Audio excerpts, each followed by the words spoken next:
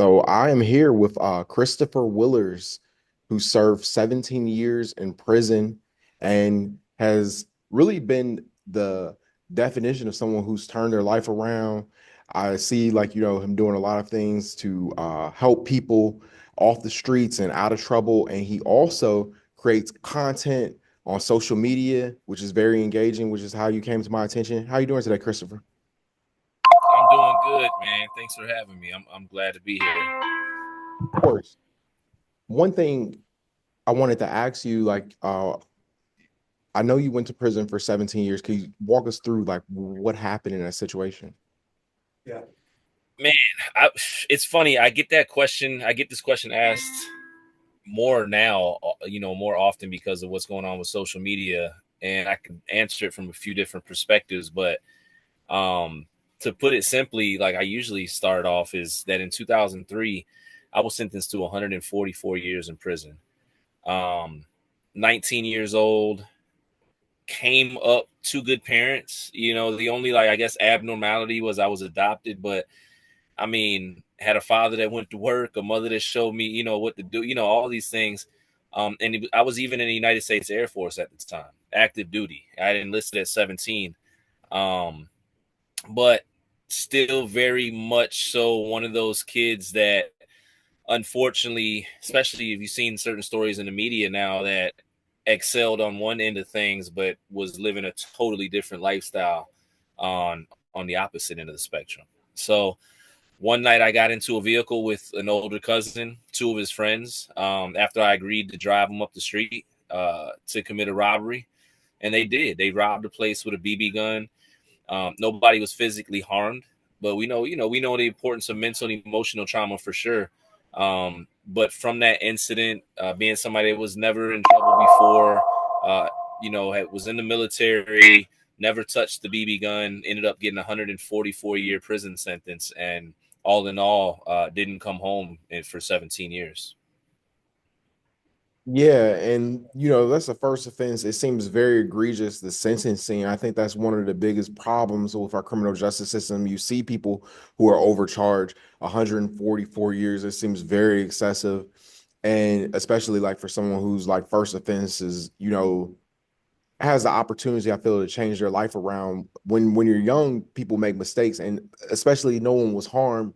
I can see if like someone had been murdered or something of that nature, but like that just seems so insane. Did you know that you were facing that amount of time, like when you were going to trial? Yeah, well, so I didn't know the extent of what I was committing to during the time of the crime. At the time, I was justifying in my mind that if things went left, it was a BB gun. Nobody was going to get, like physically killed or, unalived or anything like that.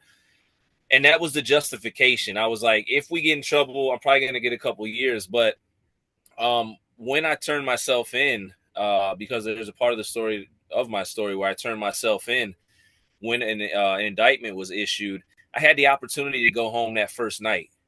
And I turned down that opportunity because I would have had to cooperate in that moment. And when the detective got up from the table after I turned down the opportunity to go home that same night, he told me, he's like, we're going to make sure you get a life sentence. Like, we're going to make sure you don't go home. So immediately from there, I was given my indictments, issued my indictments, and I had 6 robbery charges, out the gate, because they don't give you a robbery for the building. They give you a robbery for the individual. So if there's 5 people in that building, you get a robbery charge for that. And automatically in the Commonwealth of Virginia, each robbery charge was 5 to life. So I was facing 6 life sentences plus gun charges plus conspiracy. So yeah, I was standing in the courtroom praying, man. Honestly. Man, I'm sorry that happened to you, but you made the best out of the situation. I feel like watching your content, I look forward to it. It's very engaging. Can you talk about, going to prison and how like, being young and having the rest of your life ahead of you and not knowing like if you're gonna come home? Yeah, I didn't start off focused in prison. I started off angry at first. So how people see me now is not who I was before. And I made a decision. There was just a point in my prison sentence where I had lost my grandmother, lost my father. Certain things were going on and it was happening quick. Lost a friend while I was incarcerated, and I realized like, yo, you could not make it out of this environment. You've already lost so much. So I just made the shift. I made the decision. And then fortunate enough, man, I'm not here to tell anybody what to believe in, but I feel like I was protected through the fire because I always had those old heads or the prison staff, counselors, a teacher, somebody that seen something in me that always gave me an opportunity to do more once I wanted to behind prison bars. So yeah, about halfway through my prison sentence, I was like, I'm not going to allow this to destroy me. And started advocating in there, creating programs, teaching, doing different things, facilitating programs, and just translated that onto the outside, honestly. You talked about being angry at first, and I've experienced that. I've never been in prison, but I remember I did 11 months once, and I lost my best friend in that 11 months. And I really feel like, that could really affect your mental health, because there's nothing you could do losing a loved one, like, while you're locked up, and, you feel guilt, because you're there. How did you like deal with your mental health, and obviously use the situation, like, eventually to turn that anger into a positive situation? Yeah, man, let me tell you something. I'm a mental health advocate, right? And 17 years of prison, growing up in Chicago, losing a father, losing a grandmother, a younger brother to suicide. Like I can run down a list, right? And for me, it's almost like you've been burned so much by the fire, you're not scared of it anymore. It's almost like I went numb in the right way because I simply got tired of hurting. I didn't want to stay in a place where I was going to be defeated or not able to live a life after I got free. And when I first came home, I walked right into the pandemic. I came home after 17 years of prison, January 13th, 2020. And then 2 months later, the pandemic was in full swing, right? Um, and I remember going through some other tragedies. Me and my wife went through some stuff, just life just lifing. And at the end of the day, I sat down, I wrote 2 letters out, and I was getting ready to say goodbye. I was done. And this was after prison, right? And divine intervention, whatever it is, my mom called. She didn't want anything at all. She's talking to me about absolutely, but it was enough to get my attention and snap me out of it. And from there, my wife ended up coming back early from where she was at. I broke down, and that was kind of the start of it.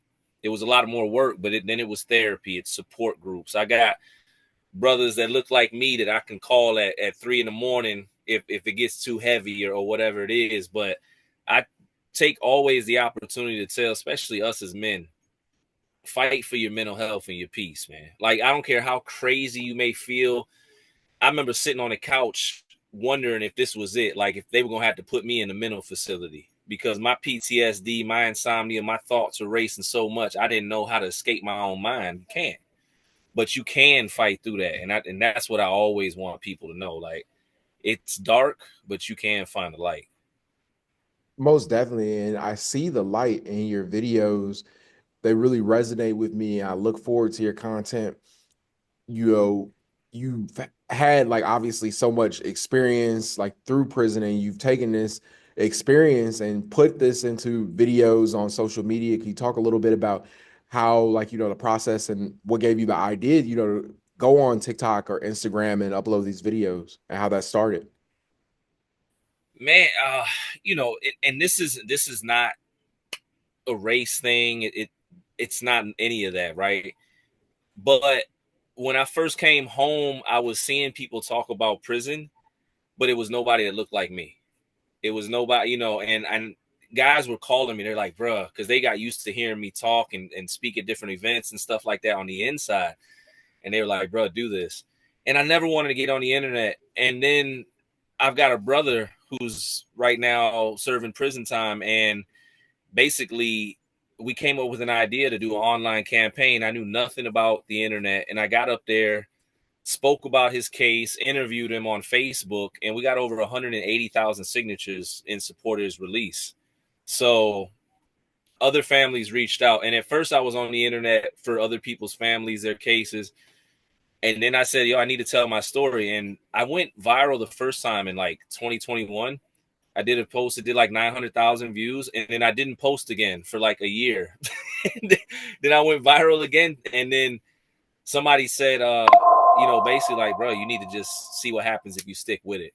Like the internet might not be your thing, but try it out. In March of last year, I did a post and it did 6.7 million views, and I quit my job and I just went into full time advocacy, organizing, and just helping people. It's allowed me to do that work. Yeah, like you make some really great content. I feel like you're one of my favorite content creators on the internet. I'm honestly honored to have you here. Uh, a lot of people, like I've read the comments before, like on your videos, have suggested that your content would be like a great Netflix series. Do you think that's a possibility? Man, hey, it's fun. It's like we're at the point we're getting some calls, but I guess we're just waiting for the right call, right? And there's so many different ways that we can go with this thing, but the OG Chronicles is one thing. The How I Got 144 Years is another. But man, I'm a writer. So I feel like, hey, look, I'm just gonna say this, right? When I do get that opportunity, whether it's in a writer's room or I bring one of these already storylines to life, I can't wait because this is just the beginning. Like this is 17 years of stuff that I just, Yeah, you know, it really hits me. Like I'm a person who reads plays. I love August Wilson, and I feel like your material connects with me like that. Like, I love like Jitney and a lot of the plays and stuff that he's written. And I feel like is different reading a great play from a person who doesn't necessarily look like you or experience the same thing that you do, but like having somebody who like can you resonate with, you understand the story because you feel like that could be you. So like I feel like yeah. I get that, like from your material, and like the work you're doing is really great. What's next for you? Um, the next is just been doing what I've been doing, man. One of my mentors said just work on being the best you every single day. So that's been my formula. Opportunities have been coming, and I stay humble. I stay focused. I follow God. I keep my heart right. I make good of my word. So whatever opportunity come, I'm trusting God. But if I could have some say, it's just really seeing where I can go with this writing thing, because it's a neat opportunity to educate and entertain in the same moment. And I like to just do that, maybe a little bit bigger, even though last month we reached 16 million people through social media. So I don't know. Man, yeah, you're doing your thing, man. I really appreciate your content. And Thank you, man. just like, I look forward to it, and I look forward to the storylines. And how much of those were based on actual people or circumstances? Yet almost almost every single post you see of mine is a direct personal experience in a reflective way, right? I can't, and I wouldn't put specifics, and some things are amplified, and but all of it is based around the truth, man. Every from the wicked aspects of prison and correctional staff to the mental health to the addiction. When I was doing a post about Keefe Coffee, that was about addiction. That was about that was layered. And but yeah, all of it is real, and I think that is all I really have to hang my hat on. I may not be the best writer, the best storyteller, but I try to the best of my ability, impact the heart. Because Yeah, it's it's it's real. real, and I feel it. I mean, I think that's what makes it great. And I think you're a really great storyteller, and Thank you. that's why it connects. It like all comes together. Like, I feel like anybody just couldn't do it, like, but like the way you do it, it works, and it's real. Let me ask you, Appreciate it. you know, having this experience of being in prison 17 years, we know that the criminal justice system is broken. the prison industrial complex. What would be the solution to fixing this evil system? Yeah. Well, you have to allow people that are directly justice impacted to be more a part of the process. But the two places of emphasis should be mental health and addiction. I'd say over 70% of those incarcerated, either going in or coming out, if not more than that 70%, suffer from some form of mental illness or addiction. So we could be more proactive with getting mental health into these schools, especially in our certain community, my like communities I grew up in. And also get that addiction support, etc. I think you would see a drastic cut in the number, but it is a wicked system, and we know that it's a prison industrial work complex. And if there's no bodies, there's no money. There's no contracts for these warehouses that are ran out of the prison. So, man, it's difficult. We're seeing some changes, but there's a lot of work that needs to be done, especially when it comes to reentry and the justice system. Definitely. Where can people follow you on social media? Man, the easiest thing is you can just Google my name right there, Christopher Willars, and everything will pop up, all my social medias. But if you want to look up my social medias, it's Christopher Life Willars. And then my organization, my nonprofit, if anybody wants to see what I'm doing with boots on the ground or in the cloud, because we do digital curriculums as well, it's www.thelifeunit.org. And I also got to plug this too, man. Call me. I put my number out here now, man, and hopefully he'll attach it or whatever. But whether it's through social media, message me, call me. I'm always looking to connect and collaborate with people that are trying to cause an impact, especially when it comes to our justice system. Man, thank you so much for taking the time to do this interview. It meant a lot, because I really actually watch your content, and Thank you. I just think what you're doing is really great, and I'm here to support you anytime. Like I love to have you back in the future, and maybe we could do like an actual podcast, sit down, meet in person.